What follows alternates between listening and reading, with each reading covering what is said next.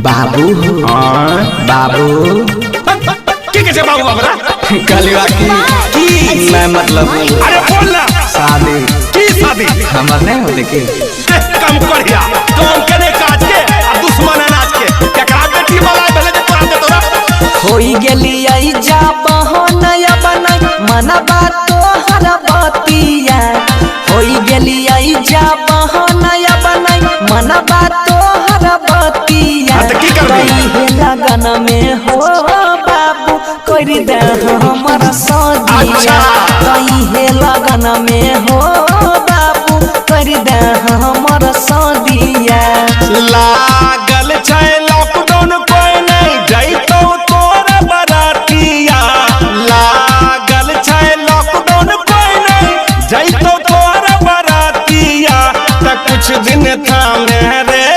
बेटा कर दे बहु शादिया त कुछ दिन थामे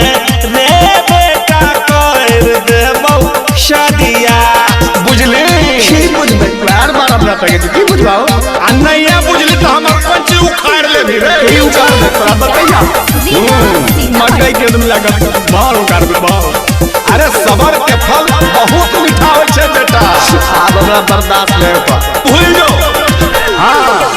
किया नहीं बुझाई छो बापू बेटा के धर्म हो अच्छा चलै छियै गाँव में हमरा लागै छै शरम हो हां तो लागबे करतो सब कोई नहीं करतो शादी पसंद तोरा ऐसन कोई कही जो काम के बेरा में सूतल रहै छी कंबल के भाग जइबा के करोला के गिर जाई तई जपिया भाग जइबा के करोला के गिर जाई तई जपिया इहे लगन में हो बाबू कर दे हमर सदिया कोई लड़कियों को मिले के चाहिए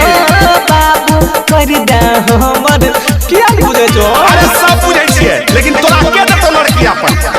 कोई एक्शन नहीं ले जो ढिंढोरा पीट ले कहां पीटबे ढिंढोरा लड़की दे छै ओकरा जे कमाई छै करे छै हमर शादी के गम कमेबे हमरा अपना कोई नहीं कमेते की कमबे छै के हो पैसा कमबै छै जो जाके दिल्ली जाके कमा कौन चीज कमेबे रिक्शा जाके खींच छैला बिहारी से कह के मंगबा बर तुहारी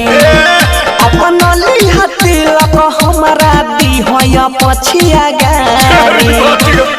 शादी करैला किया करै छी इतना शोर रे कर देबो बेटा तोरा कनिया बेजोड़ रे हो गेलै शादी सोनुआ बात के ना तोहर बदिया हो गेलै शादी बनसी धर के हमरा फोड़ा बैठोल दिया इहे लगन में हो बाबू कर दे हमर सदिया तनी दाम धर रे बेटा कर देबो शादिया बुझली ज्यादा छटर पटर नहीं कर कुछ नहीं है तो जब तक लॉकडाउन है कत्यानी रिकॉर्डिंग स्टूडियो मानसी एक कन्या।